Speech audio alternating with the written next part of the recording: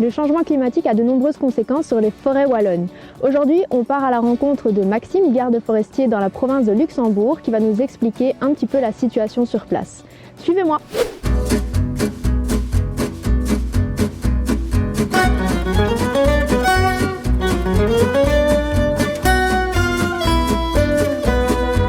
Donc ici, je vous montre un petit peu plus le travail sur la régénération du chêne. Pour ce faire, nous devons retirer le sous-étage qui avait dû être avant. Vu les changements climatiques et les essences type hêtre qui souffrent de plus en plus et qui est en mélange depuis des centaines d'années aussi avec le chêne. Pourquoi est-ce que les hêtres sont un problème pour la régénération du chêne?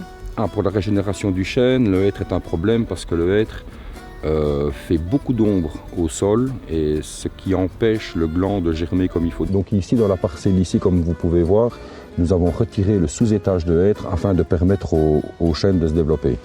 Et donc ici, hop, voilà ce qu'on essaye d'obtenir ici. Donc que le gland germe et puisse se développer au printemps et nous faire un petit chêne. Et une des choses que vous mettez en place, du coup, c'est la diversification des essences, c'est ça? Oui, tout à fait. Donc maintenant ici, sur l'endroit-là, nous allons avoir 3 essences différentes qui normalement sont adaptées au réchauffement climatique ou autres dérèglements. Et du coup, quel est l'intérêt en fait de cette diversification d'essences? La diversification d'essences a pour but aussi de préserver la forêt le plus longtemps possible. Lorsque nous avons qu'une, 2 essences présentes en forêt, si l'une d'elles a un problème, vous avez une catastrophe. Tandis que quand vous avez plusieurs essences différentes en forêt, vous avez de quoi voir venir. Et du coup, ce petit plant, il aura atteint sa taille adulte à proprement dit quand? Ça prend longtemps? Nous pouvons compter plusieurs dizaines d'années, environ 60-70 ans pour sa taille adulte. Et ensuite, il grossira.